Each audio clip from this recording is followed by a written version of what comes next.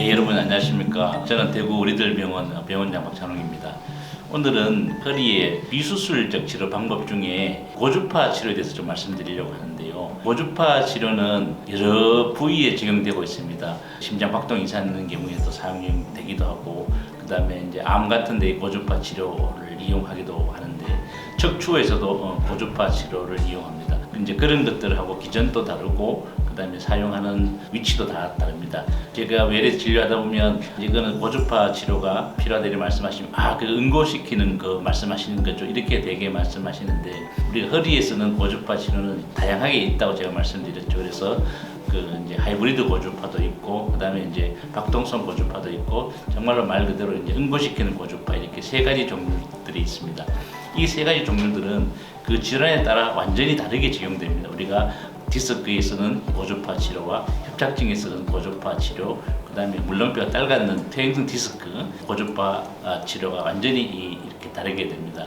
예를 들어서 이제 협착증이 있는 경우에 다리가 좁아진 부위는 넓혔는데 계속 저림이 있는 경우에는 좀 전에도 말씀드렸지만 고주파 치료가 필요하다 말씀드렸습니다. 이런 경우에는 박동성 고주파를 사용하게 됩니다. 왜 그런가 하면 그 지나가는 신경에 신경절이 있는데 그 부위에 계속 이상이 생기면 다리의 저림이 계속 이렇게 발생하게 됩니다. 그래서 협착증이 있는데 내가 계속 다리가 저리고 밤에 쥐가 나는 경우에는 우리가 이렇게 박동성 고주파로 치료를 하게 됩니다. 이런 경우에는 우리가 보통 알고 있는 신경성형술의 풍선 확장술로 큰 통증은 없어지지만 저린 통증은 안 없어집니다. 그래서 이런 경우에는 박동성 고주파를 사용하게 되고, 그 다음에 이제 디스크가 있는 경우에 뒤쪽에 이제 척추 관절이 있습니다. 디스크 있지만 그 척추 관절의 통증이 이렇게 심한 경우에는 이때 사용하는 것은 이제 응고시키는 그 고주파를 사용하게 됩니다.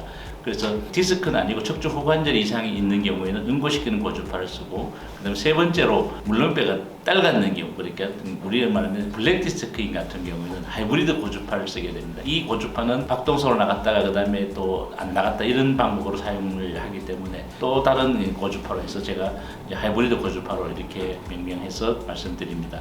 그래서 우리가 허리에 사용할 수 있는 거는 세 가지 고주파 치료가 있는데 그건 각각의 특성이 있습니다. 치료에 맞게, 병에 맞게 사용을 하게 됩니다. 모든 게 같은 치료가 아니고 완전히 다른 치료입니다. 이제 협착증에 하는 고주파 치료 방법이 따로 있고, 디스크에 고주파 치료하는 방법이 따로 있고, 또한 물렁뼈가 딸갖는 퇴행성 디스크에 치료하는 방법이 따로 있고, 척추 관절에 또 고장이 나는 고주파가 따로 있습니다. 그래서 우리가 다양하게 이렇게 치료를 해서 요새는 수술 안 하고도 신경성형술로, 그 다음에 확장술로 이렇게 치료가 안 되는 경우에는 다양한 고주파를 이용해서 치료를 합니다. 걱정하지 마시고, 이런 방법들은 대개는 한 5분 정도 이렇게 끝나는 방법들이고, 외래에서 할 수도 있고 수술장에서 가야 되는 또 고주파 치료도 없고 이렇습니다. 다리가 이제 저리고 싫은 경우에, 그 다음에 허리만 아픈 경우에 이런 것들 우리가 이제 고주파 치료로 치료를 하게 됩니다.